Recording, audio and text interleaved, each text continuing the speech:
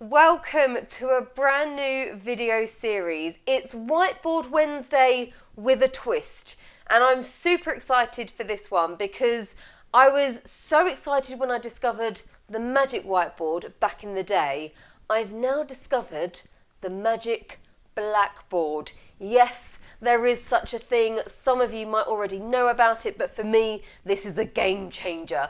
And we're going to be using the Magic Blackboard today and in the next series of videos. It's a completely different game altogether, I must say. As I've set it up, it's very different. I've got my shaky chalk pen and I'm hoping it does work throughout the video.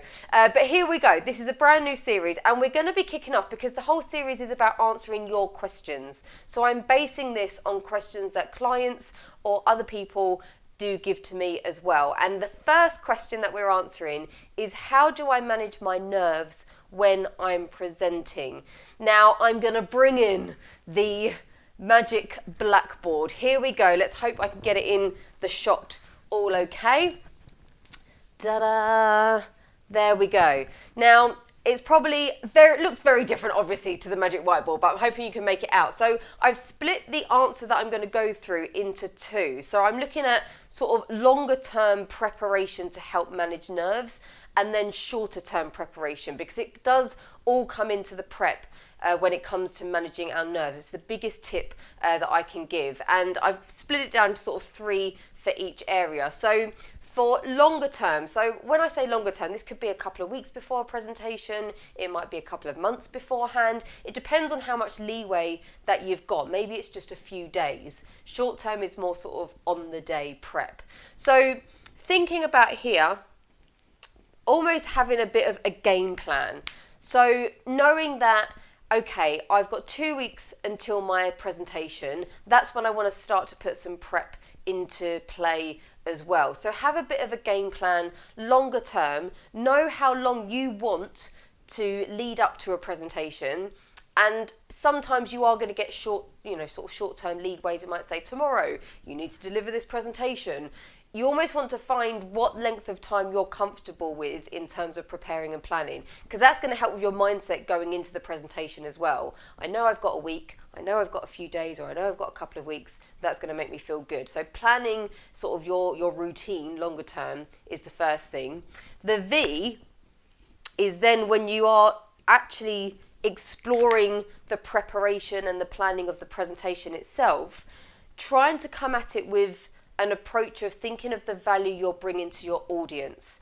So rather than putting the pressure on and the focus of attention on you and how you're showing up and, oh, what if this goes wrong, or what if I need to do this, and da-da-da-da, try to focus on the value that you're bringing to your audience when you're planning for your presentation, because that's going to help you focus on the benefit for the audience and almost take that attention away from you and what could go wrong, and flipping the switch a little bit. What do I want my audience to get from my presentation, and how do I need to show up in that space as well? So thinking of the value that you're bringing. And then the final P, you can probably tell that I've got my notes down on here as well. This is a really obvious one. I'm loving that the chalk is working here. The final one for the longer term preparation is practice. This is such a key thing. I go on about it all the time, but if we're not practicing our presentations, the nerves will take over, because we're not going to feel as confident as we can going into that presentation. Even if you don't have loads of time, at least do a couple of run-throughs for your presentation if you can. So often, and I've spoken about this before as well, we get to the point where we write our script out, we've got our bullet points, we've got our slide deck ready to go, and we think, amazing, I'm done, I'm ready. But so often the impact comes from how we deliver our presentations, and if we're not practicing actually delivering the content that we've taken such a long time to prepare, we're really going to do ourselves a disservice. So really making sure you're putting the time to practice as well. And then we venture over to the short term, so on the day prep that's going to help us manage our nerves as best as possible. And the first one here, which sometimes helps, especially when I work with clients who on the day, that's when the nerves really kick in because it's getting closer, go back to the why. Why are you in this moment and why are you delivering this presentation?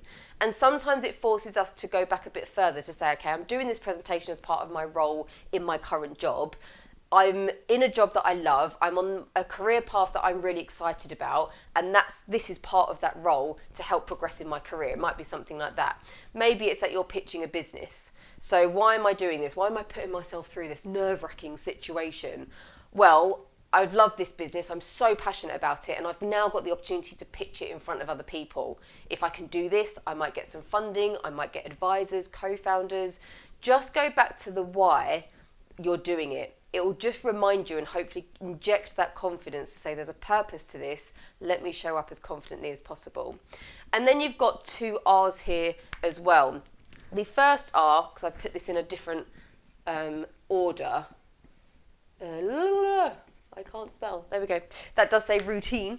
Is to find an on-the-day routine that works for you. And this is going to be different for everyone. So often I'm asked the question, what's the key? What's the magic secret to being as confident as possible on the day? It depends on what works for you, and it will differ for everyone.